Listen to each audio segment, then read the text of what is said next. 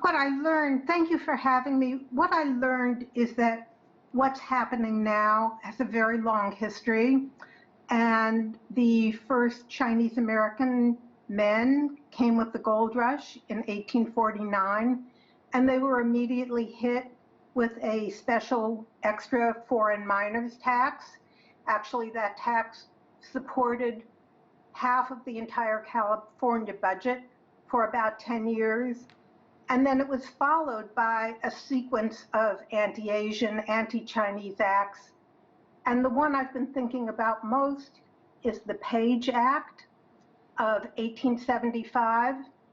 And that was the one that banned Chinese women from entering the United States because they said they were lewd and debauched. And behind that was this idea that they were diseased. So I see the anti-immigrant, the anti-women, the assumptions of vulnerability all coming together again. Well, let's talk about language, because you touched on it there. We've heard it from leading politicians. That was referred to in Karina Huber's story about former President Trump. How does that lead to an environment that's conducive to anti-Asian sentiment and drives discrimination and the potential for violence?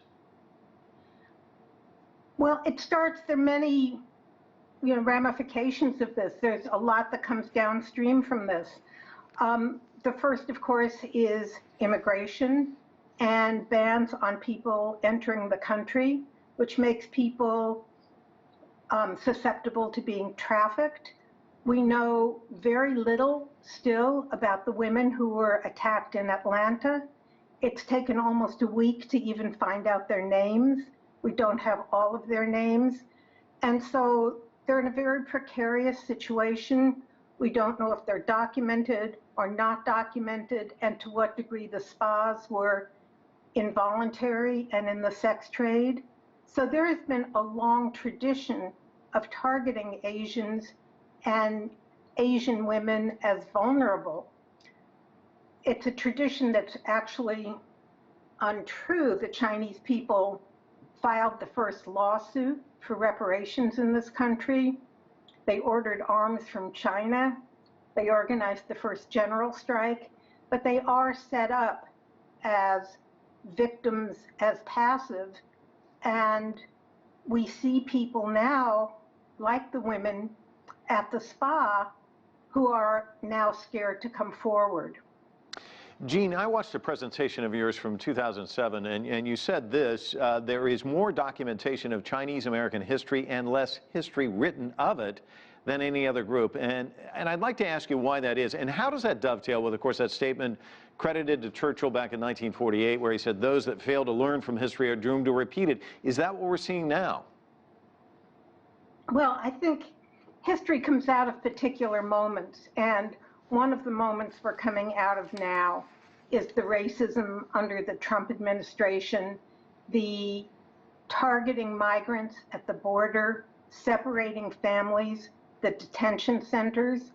The first detention center that I'm aware of in this country was the Angel Island Detention Center that was opened in 1910 after the San Francisco earthquake, that kept mainly Chinese women held for up to 2-3 years on an island, separated from their families.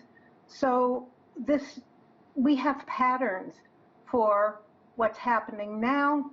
The Chinese women in San Francisco were accused of having syphilis. They didn't bring syphilis. It came through their clients, through white men. So this seems a perfect storm of anti-immigration, racism, contagion, disease, and what I would add to it now, and what of course we're seeing this afternoon, is the need for gun control. That was something that wasn't as much a factor. It was a different kind of violence.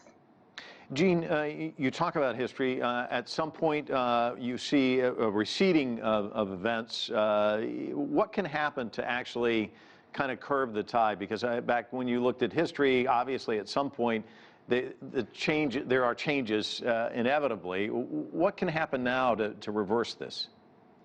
Well, the tragedy of what happened in Asian American history was that it worked. The anti-immigration bills worked, and without a population, and in particular by banning women, there was no family, there were no children, there were no lineage. So what I see working now will be things like gun control, open borders, voting rights so that people have access to stand up for themselves politically, equal wages. And I think we can see what happened to the women in Atlanta as very much an image of what's happening across the country that make people frightened and so vulnerable that we don't know their names. And that's what needs to be turned around. The Chinese Exclusion Act that we talk about of 1882 was the first American law to ban a people by race. And this is what we're seeing coming back, of race by race, sending the Japanese Americans into the internment camps. We're seeing that again with the detention centers. So things come around, but they're very much pressured by what's happening in the now. And that's where it's a good image of a spiral, but I think we need to look at things like gun control, voting rights, current immigration policy, equal wages. All of those will help fight some of the racism that we're seeing, but also bringing it out from the back room to make it very public. And Jean, we're going to have to leave it there. Thank you so much. Really appreciate talking with you. Thank you for having me.